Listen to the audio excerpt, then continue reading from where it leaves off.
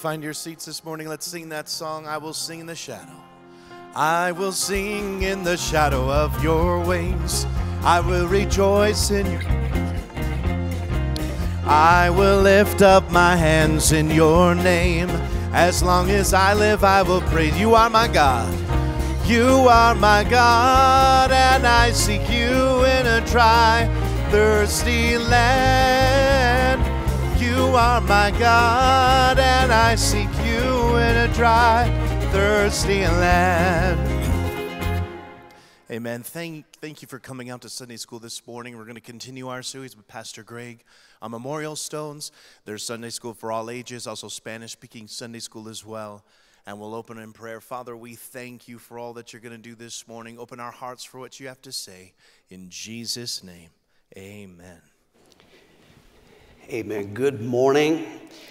We are going to continue our series called Memorial Stones, telling the story of our church and our fellowship. Just got a lot to get through, so I'm going to dispense with our main verse, which is Joshua 4:4-7. You can read that in your own time. Let's now, I want to talk this morning about the split from Foursquare. We're originally, my father was saved in an organization called the Foursquare Gospel Church, and I've been telling the story, the lead up. We are no longer in the Foursquare, and I'm explaining how that came to be. Just as a preface there, we've had through the years, we have rebels, people that have left our fellowship, and the line they love when they want to rebel is, you rebelled against Foursquare. As though there is a moral equivalency. We left and planted thousands more churches, and more people getting saved and reaching nations. They leave, stop evangelizing, planting churches, as though that's the same. But nonetheless, let's talk about the split from Foursquare. My father, we're now, I think when we last looked, we were up to about 1983. My father became more and more troubled about our relationship with Foursquare. The vision that God had given in evangelism, discipleship, church planting, and world evangelism.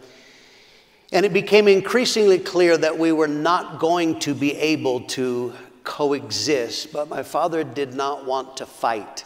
He wasn't trying to campaign against Foursquare, wasn't trying to cause trouble. So my father's strategy was mostly he prayed. Have a picture here. They'll put it up. This is from my father's Bible. And this says, you shall not go out with haste nor by flight, for the Lord will go before you. The God of Israel be your rear guard. And you'll see there, this is January 30, 1982. What God spoke to him, he said this was planned and strategic positioning for a better witness. And this is what God spoke to him, is I don't have to fight. I don't have to cause trouble. Is God is going to do this for the betterment of his will. So you have to understand something. I've been repeatedly explaining the difference between a denomination and a fellowship. A denomination is centralized control. Fellowship is not, that's not what it is. But one of the things you need to understand, denominations, their practices and even their beliefs are not necessarily set in stone. What they are, what they believe, how they operate. In many denominations, the denomination can change. When they have a business meeting, people are allowed to make motions. You're seeing this right now. You'll see it from time to time. In the last year, the Southern Baptists and Methodists, I think it is, have had numerous examples of this, fighting over whether women pastors and homosexuals in ministry. So what happens is, in a conference, convention, whatever they call it, or meetings before there of the executive, whatever it is, you can just, I make a motion. You can make a motion about anything, and then that is voted on. You have to understand now, in Foursquare Gospel Church, that's how they operated. In Australia, when they formed their constitution, part of their bylaws said every church gets 2 voting members. At these meetings that you decide things, every church legally, you have the legal right, you get 2 votes. I'm sure when they put that in, that sounded very fair and democratic. That was fine because in those days, the number of Foursquare churches remained essentially the same. It never changed. They were not planting churches, so to have that, you get 2 votes is a great idea. The problem was, in Australia, we were a part of Foursquare, we were planting churches, a lot. And so, the night that Lisa and I were sent out, from our church alone, 4 couples went out in one night. There were, I don't remember, there were either 7 or 11 churches planted in that conference. So 4 to 8 churches are planted every 6 months. There were not that many, if I remember right, there were only like 16 churches, Foursquare churches in Australia. So here's the problem. We became a threat to Foursquare. So think about how they're structured. Theoretically, in the meeting at the convention, we could have made a motion. We didn't believe in women pastors, so we could say, I make a motion there are to be no women pastors in Foursquare. And we could have easily outvoted everyone. We could have said no more Bible schools because we don't operate by Bible schools. We believe in discipleship. So you see, we became a threat. God spoke to my father, very, very interesting. He's praying about where things are headed with Foursquare, what's going to happen. And God spoke to him. Next picture. In this, Pharaoh rose up in the night, he and all his servants and the Egyptian. There was a great cry. There was not a house where there was not one dead. And verse 31, he called for Moses and Aaron by night and said, rise up and get forth from my people, both you and all of the people. Look at this. August 30 of 1983, and my father made a notation. God spoke to him within 30 days. This is going to happen. You are going to be told to leave within 30 days. My father received a call from the international supervisor. You see the note, Rolf McPherson is Amy Semple McPherson's son. He was the president of Foursquare at that time. This man called and informed my father, Rolf has made a decision. We want you to withdraw your churches from Foursquare. So pull them all out of Foursquare. None of us owned property, so that was fine. It was easy to do. So we pulled out and formed the Potter's House Christian Fellowship of Australia. But this is how the split came. It was their choice. It originally was their instruction, and so we followed that. Now, initially, that was only in Australia because Australia had that in their constitution. I don't think it was the 2 voting member thing. I don't think it was quite like that in America. So my father's intention now, we pull out in Australia and just continue doing, it didn't change our lives in any way. We just kept right on doing what we're supposed to be doing, but we're no longer with Foursquare.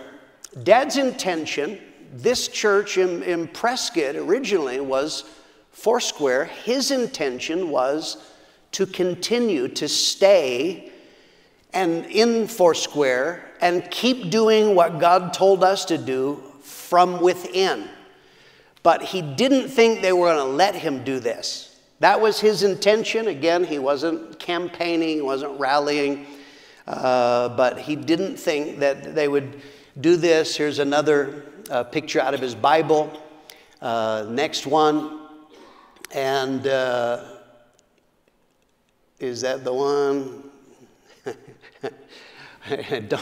Don't change on me here.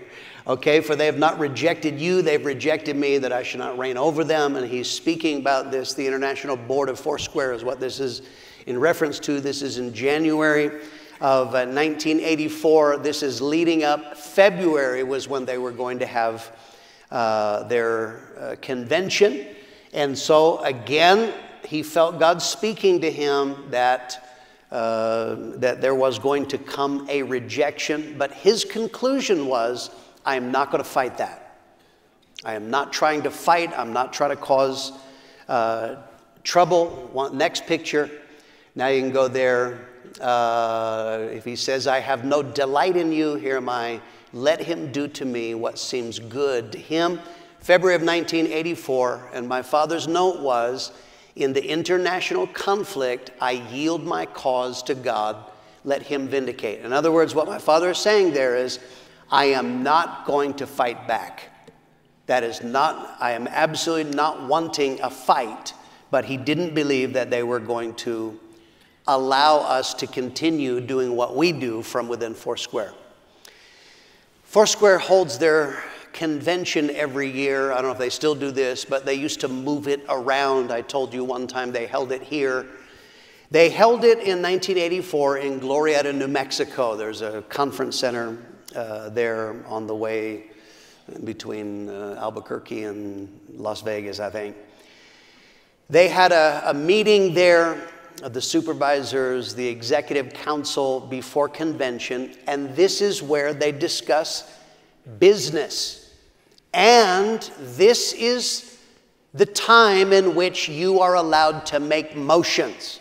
What do you think should happen? And any voting member was able to make a motion. So whoever was leading the meeting said, is there any business to discuss? Are there any motions to make? The very first man stood up and he said, I make a motion that we throw the Arizona Fellowship out of the Foursquare. That was the first one. And for the next 2.5 hours, you have to imagine, pastors and wives attended. My mom is sitting there, which I think that sucks. But for the next 2.5 hours, person after person stood and attacked my father and what we were doing and all the things they felt was wrong. My father would not fight back because that was what he felt from God. He wasn't trying to fight these people. He's going to leave it with God. So for 2.5 hours, they actually left it kind of unresolved. They never resolved that issue. I think what they did as a political move is they said, we're going to form a committee and look into that. That's a way of pushing it off in politics. So Dad left there, and this is kind of well known of pastors of that day, is he left, went to, no cell phones in those days, went to a phone box at the convention center and called Harold Warner, and he said, Harold, it's not going to work. They're not going to let us work from within. It's clear that there has to be a separation. But again, Dad didn't want to fight with them, so the following week, he called Foursquare headquarters and he asked the question, what do we have to do to be released without a fight? We don't want to fight you. We don't want to go to court. We don't want to campaign. So what do we have to do? If you don't want us to be in Foursquare, now clearly we can't be in Foursquare. What do we got to do? And their answer was, buy the buildings. Their answer was, it was all about property. So you have to understand how Foursquare operated. If a local congregation, if you raise money to buy land, build a building, or if you purchased a building in Foursquare, the local congregation did not ever own the building. They didn't hold the title. The international organization held the title. Now, the reason for that, what happens normally, there's always a reason for any kind of rule. And what had happened in the past is they had men who rose up, rogue pastors, who ripped them off, who decided to no longer be in Foursquare and stole the property as they left. That's their reasoning of why it was held centrally. And so, but they said, this is what it is. Remember, we had a tiny little building on Lincoln Street when we came that seated, 65, 70 people. The church did own the property on Ruth Street. From within, in the congregation, we raised the money to build that building. And so now, what they said, even though we raised the money, they said, you have to buy the building from us. And so, in July of 1984, at conference, we announced this, that we are leaving Foursquare, and that the price of that is we have to buy the building. And so in that conference, an offering was raised, and we raised and paid $500,000 to Foursquare, technically for a building that we had already paid for. Tucson, I asked Harold Warner. They were the other church at that time, the only other church that actually owned property on their own. And so what was the price for Harold to be released in the Tucson church? Harold Warner told me the other day, he said their price was $25,000. And Harold, he's in a wheelchair. He said, they gave me the handicap discount. So that probably looked a little better. So people, today are, can you believe it? We had to pay. I'm actually okay with this, is that I understand the reasoning. It's to prevent rogue pastors from stealing, but nonetheless, that is what we do. So from that moment, all of our churches, all of our fellowship churches, that at that time was like 265 churches, we all withdrew from Foursquare around the world. There were churches that were in existing Foursquare buildings. In that case, they simply handed the building back to Foursquare and went and rented or ultimately bought on their own. But from July of 1984, all of our churches around the world, any of them that still called themselves Foursquare, we all changed our name. Typically, our umbrella organization is Christian Fellowship Ministries, but we go by the Potter's House, the Door, or Victory Chapel. Those are the three most common names. What's sad about that is in later years, you could hear, how did Foursquare view that? And one comment that I think was sad, how did they view losing 265 churches that were church planting centers that were reaching the world? They said, at least we didn't lose any property. And that was my dad's point all along. He said the problem with denominations is they start valuing the wrong things. And one of the things he said all along is he said denominations value property over people. But that was their opinion. So this then brings us to the conclusion of Foursquare. I've given you it was a 14-year path to us no longer being in Foursquare. It began with no Bible schools. We don't believe in Bible schools, which goes against them. Then we planted churches, these men who didn't go to Bible school, and they succeeded. Then territorial tensions, when we planted men in areas where a man felt he was in charge. We don't believe in women pastors. That's their holy grail right there. The 1978 convention, when my father called out and spoke boldly of what they should be. International church planting by not sending the money directly. That's what we talked about last time. The final step was the threat that the Australian Foursquare churches were under because of our church planting. That is what led. It was their initial decision. We want you to withdraw. So that's it. It's fascinating. We're almost done with the project. Very soon we're going to make every single issue of the Trumpet available to you. You can look at them online, read them all the way back. What's amazing, I was fascinated. I couldn't wait to get these scans so I could see what was said when we left Foursquare? You know what was said in the trunk when we left Foursquare? Absolutely nothing. We just kept on because it didn't make any difference to us. We just kept doing what we were called to do. Our calling is conversions through evangelism, discipleship, church planting, world evangelism. When we left Foursquare, we just kept doing that and nothing changed. Let's talk about a second thing in our history, and that is my father's return to Australia. I explained to you when Dad went to Australia, his heart was actually he wanted to stay there forever. A man who would not do right, wanted to change the Prescott Church and the fellowship. Dad was forced to return and take the Prescott Church back. But Dad had a supernatural love for Australia.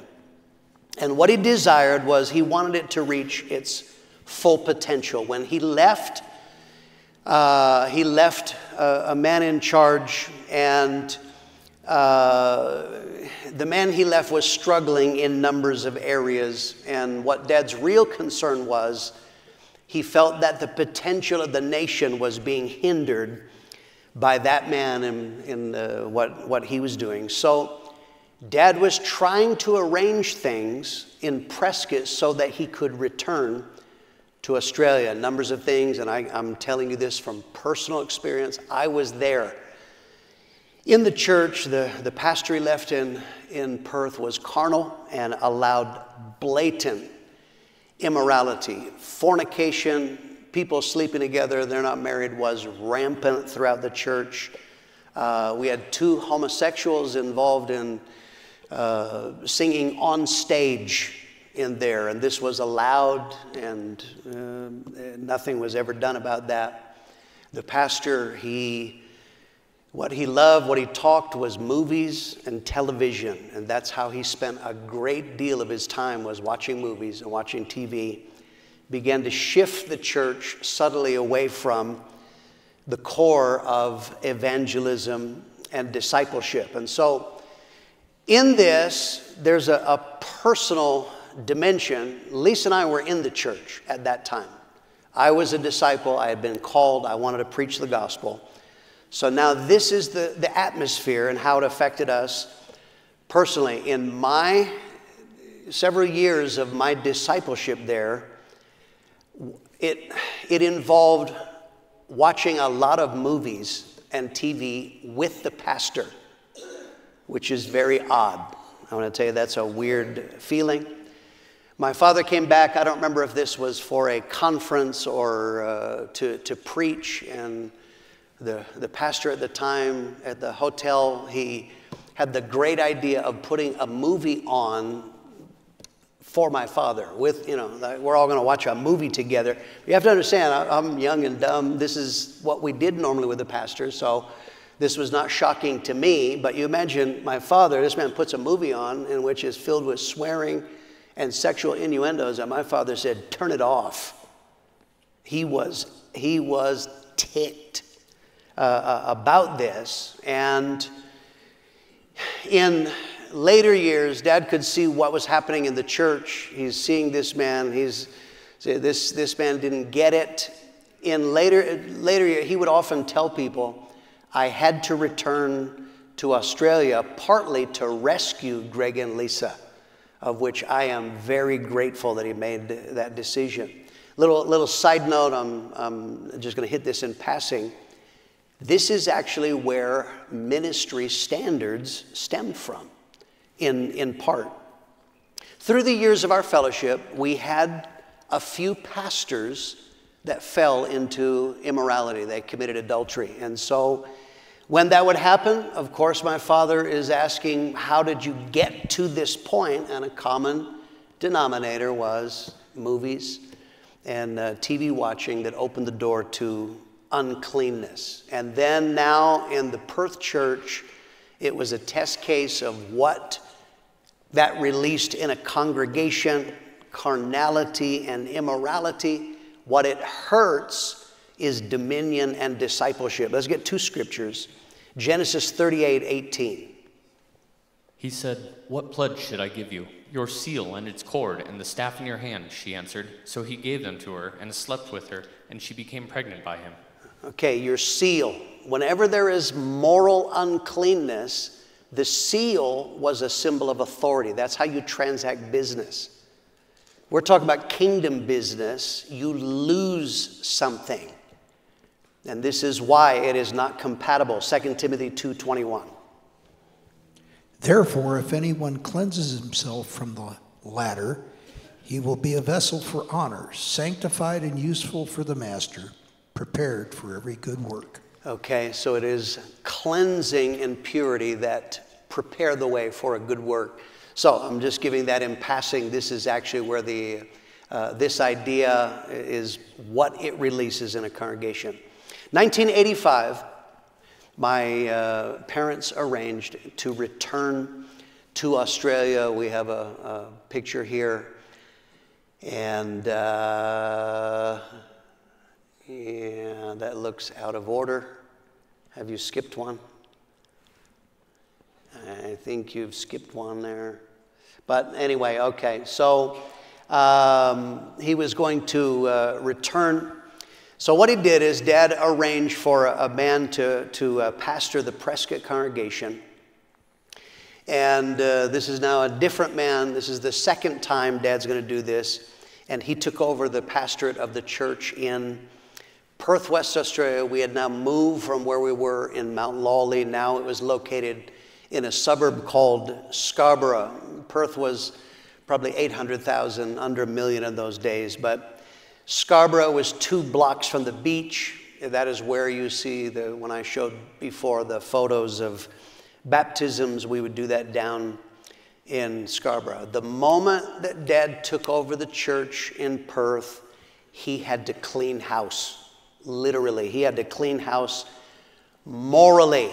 I was trying to think of the exact number. I believe the number could be, when Dad took over, he started preaching on sin.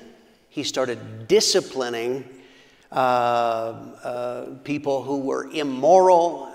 He was not okay with the homosexual singing on stage. That's not okay with him. He's preaching on this. I believe the number of people that we wound up losing from the church could have been as high as 170 people, because I'm telling you, it was rampant in the church. What's amazing is, even though we are losing people on a weekly basis, it didn't matter, because we were getting people saved and adding people. They were locking in dramatically, so you didn't know. We had a man actually who was keeping track, but us in the church, we didn't even notice, because the church was just powering on. Now we get to some photos here. I think that's what the next photo is this is an altar call, one of the early altar calls. Next photo.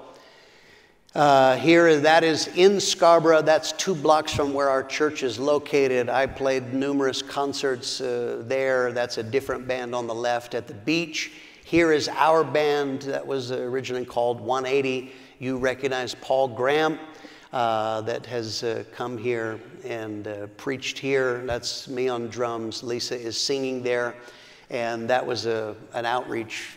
Only the Lord knows where that one was. We did so many. Next photo is here now, is at the beach. This is beach baptism. There's Greg showing his legs again. You're still jealous, I know. And here, baptizing people at the beach. We were only 2 blocks from the beach. You could get people saved. We're going down to the beach, and we baptize right at the beach. Next photo. This is the building. This is 62 Scarborough Beach Road. This is a monument to me. That is the building where Lisa and I were married. This is where I preached my first altar call. I ultimately was on staff in that building when we were sent out. That was the building. We played many, many concerts in that building. Next photo is here is that building from the inside, absolutely packed out, predominantly young people. I mean, it was alive. And so even though Dad was cleaning house, God was adding daily such as should be saved. and God was helping us. Next photo is during this era. Here is a young and thin Paul Graham with Dad, and this is in that same era. Dad not only cleaned house morally, he set things back on track. And so this was amazing. For Lisa and I, it was like coming out of a fog. Dad had a way of reminding you what we are supposed to be doing. And it was like, oh yeah, it's supposed to be about people and calling. The calling of God. I realized, I won't bore you with details of how I got there, but I realized I didn't have a love for people like my father had. And I asked him, how do you get that? How do you get a love for people? And my father said, Greg, pray that God gives you a burden for souls and a love for people. And that's what I began to pray, and that's what God did. Dad, the moment he took over, he turbocharged discipleship, got it back on track. The atmosphere of the church absolutely changed from movies, talking about the latest movies, to the will of God. Discipleship, set it on track, and he began planting churches, a lot of them. Next photo, here's Alan and Merle Jones, the first Aboriginal couple that was ever sent out. Is Alan, he actually just passed away, I think, a couple of months ago. Alan and Merle were sent out. I think Dad is sending them to Sydney in that photo. The next photo here is the church that is now Waltham Forest, that couple in the bottom right, Peter and Peter Behrman. You see there, that is a picture of the conference that we met for a while in the Pagoda Ballroom until we couldn't fit in there anymore. But that couple, that was the couple that was sent out before Lisa and I. And so Dad got things back on track. I'm going to tell you about my father's wisdom. My father was a wise man, and one of the things my father was wise in is decisions. So Dad came back probably late July of '85. It's in August that we have our conference, and so he sent that couple out. Now he needs a concert director. Who is he going to choose? When Dad came, he's only here for weeks. He's assessing, talking, watching. Dad felt that Lisa and I, that we were the best choice to be the next concert directors, but Dad understood human nature. He knew what would happen is if he arrived and says, and Greg and Lisa are going to go on staff as concert directors, people are going to say, oh yeah, you just chose him because he's your son. Like, I've never heard that one before my whole life, I want to tell you that. So my father's wisdom is he didn't rush. He didn't just make an arbitrary decision. In his wisdom, and think about how many he could choose whatever he wants. He had shown that he's very good at making decisions, but what he did is he started asking people, who do you think should be? This is not a popularity contest, but he wanted to hear from other people, who do you think should be the concert director? This is actually a biblical principle. Acts 6, verse 3. Brothers, choose 7 men from among you who are known to be full of the Spirit and wisdom. We will turn this responsibility over to them. Okay, so this is biblical. What that means is when someone has a touch of God on their life, other people should be able to see it. Now, sometimes, we're surprised, but it's rare that we ever plant someone and people go, what? What in the world? So this is what Dad did, and apparently when he spoke to all kinds of people, they felt that there was some kind of consensus that Lisa and I were the best choice. And so in October of 1985, when I moved to Australia, October of '81, I began a 4-year apprenticeship. The moment that I finished my apprenticeship, my dad immediately asked us to come on staff as concert directors. I want to give you a final thought here. I'm telling stories, and will continue to do so, of nations, people, different ones, because I'm trying to give you the idea that this is not a program. God is involved in this. My father's statement again and again, this is a work of God and not of man. If it is of God, one of the things that you learn, I've been telling some stories, I'll tell more, God is able to guide us into his will. So, I first learned this when we were going to be sent out in February of 1986. I had only been on staff for 4 months, and now it's conference time in February. I was at a disadvantage.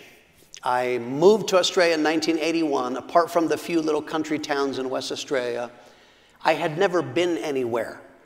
And so everybody else who was on staff, they're going to go somewhere else unless it was a crisis or a need. Often it went like this. I want to go to that city. Why? Because that's where I grew up. I want to go to that city. Why? That's where I went to university. I want to go to that city. That's where I used to serve for. They had a natural connection. I hadn't been anywhere. So I didn't have any natural leaning of where to go. And God was not saying, Greg, like, yes, Lord, where should I go? So what I did, I used common sense. Common sense in godly things is holy logic. This is how I thought. I'm from Prescott, Arizona. Remember, Prescott was 13,000 people when we moved here. There were 2 major cities, one of 5 million, one of 4 million. I thought that was just too big. I didn't think I could handle a city of millions. On the other hand, I hate small towns.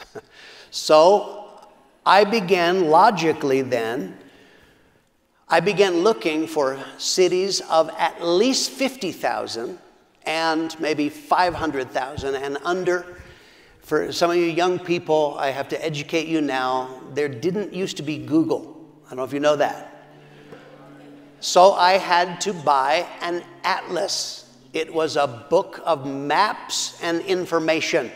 I bought an Australian atlas and I started looking and I found 3 options in Australia. 2 of them were in New South Wales, Newcastle, Wollongong, and then on the island of Tasmania, a city called Launceston, on that island. So I called the area overseer in the place where 2 of those cities were located. What do you think about them? Usually he raved. He was like the evangelist for New South Wales. I said, what do you think about these cities? And he said, yeah, they're okay. He wasn't enthusiastic. I'm going to move my life there. If you're not into it, I'm not excited about it. I called the pastor who was on the island of Tasmania in a place called Hobart, and I said, what do you think of Launceston? He raved, oh man, that's the greatest city. I wish I went there. It's tremendous. And so I said, okay, just based on holy logic, it's 10:30 in the morning. Lisa and I made a decision. We are going to go to Launceston, Tasmania. I had never heard of this place until 2 days before when I bought this atlas and started looking. Let me show you a picture of the beautiful city of Launceston, located in the Tamar Valley. Beautiful city. I never realized how beautiful it was when we were there. We were working our butts off, so I missed how beautiful it was. It is a fantastic. 10:30, we're going to go to Launceston. We had arranged to go to lunch with a couple. 2 hours later, we're sitting at lunch, and the lady said, I am praying because we really need a church in Launceston, Tasmania. I never heard of this place before. The next night, Lisa and I go to a fellowship, a church. There's a bunch of people there, and I'm talking to a man, and out of the blue, he said, I am praying for a church. We need a church in Launceston, Tasmania. So this was clearly God. Any of your kids, I can show you the next picture. That is a Tasmanian devil. They really do exist. You think it's a cartoon, that's really there. Those are the ones that are outside the church. I had a few in the church, but that's a different, that's a Tassie devil. So, but nonetheless, on the basis of this, So we're taking this, man, this is great. We're going to go. God confirmed we're going to go. So February 7, 1986, we were announced, Greg and Lisa Mitchell are going into Launceston, Tasmania. I'll show you 2 photos. Here's the first one. This is the conference. We now had to move to the Church of Christ building because we outgrew the other one. And this is where we met for conference. And here is the photo in the trumpet of a young Greg and Lisa that we were sent to Launceston, Tasmania. That is Friday night in conference. The next night, Saturday night, we're playing the concert. A lady lifts her hand. I'm pulling the altar call. A lady lifts her hand and comes down for salvation. Lisa prays with her the sinner's prayer and asks her, "Where are you from?" She says, "I'm from Launceston, Tasmania." I'm like, "Why are you here?" And here is the story. Her husband and her smoked a lot of weed. Their drug dealer said, "By the way, I'm going on holiday. You're not going to be able to buy any drugs." They said, "Where are you going?" He says, "I'm going on holiday to Perth, West Australia." They had friends there. They said, "We're coming too," because they could get drugs. So when they're there, her friend had gotten saved and invited her to the concert. The night after we are announced to go there, Grizina was her name. We called her Grizz. She had gotten saved, went back home, and she started telling all of her friends. Grizz, she's still in the church to this day. Such an interesting lady. She had friends. She was like the bridge between 2 completely different worlds. On the one hand, she was friends with a crowd of people from a bike gang called Satan's Riders. That was one crowd. On the other hand, she had friends that were together. They owned houses and jobs and all that. But she began telling all of her friends. We arrived on Tuesday. Thursday, we had Bible study in Grizz's house. And the wife of the vice president of Satan's Riders got saved on Thursday, 2 days after we got there. She had other friends that she invited us to meet. One night she asked us, she said, "Would you like to go to a fashion show?" I was like, "No, I don't want a fashion show. That's stupid."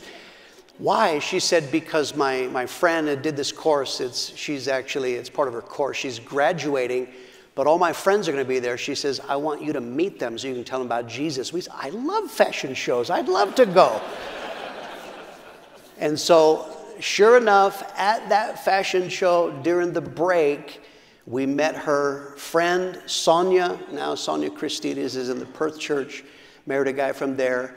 Mike and Alina Cook. I never forget it. Mike with a beer, with a cigarette, and we are telling him we are there to tell them about Jesus Christ in the middle of this fashion show, cigarette smoke and stinks of booze. But we witnessed to them.